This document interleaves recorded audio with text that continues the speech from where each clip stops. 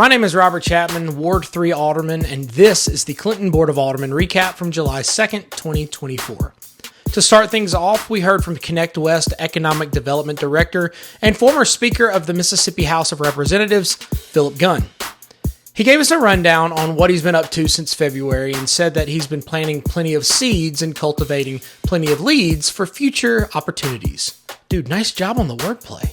Thanks, Hoss. He said progress on the 80/20 project is moving along and specifically said that they've been talking to a few different grocery stores about moving in. Not bad. Not bad at all. Gunn said that having renderings to present to possible tenants goes a long way in securing contracts. If they can see what their space could look like, then they can get creative.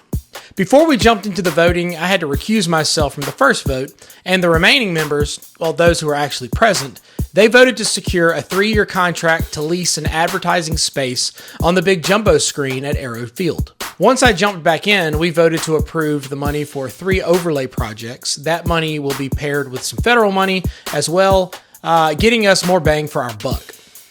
We've been looking at the Clinton Northeast and the Briars water treatment upgrades, and it's time to replace the portion of those plants that provide the UV treatment. By replacing this, we rid ourselves of the fact that simply replacing parts is putting undue stress on itself because the parts don't always match up.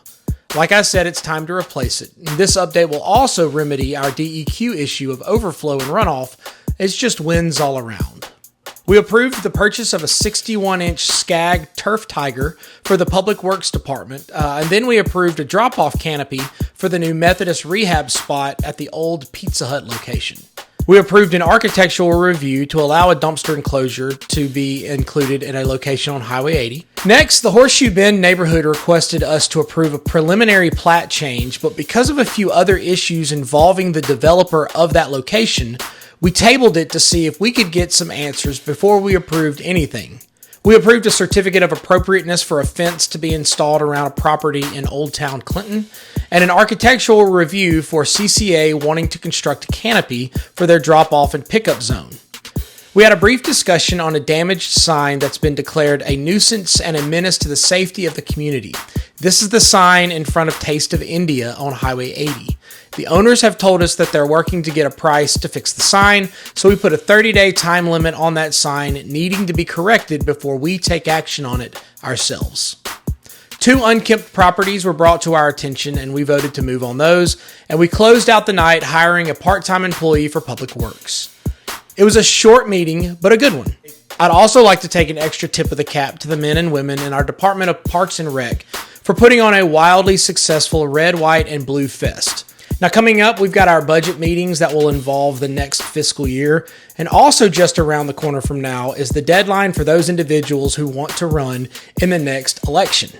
I'll qualify as soon as I can, and I look forward to hopefully representing Ward 3 for 4 more years. Yes, it's early, but I wanted to say thank you for letting me serve our community for these past 2.5 years.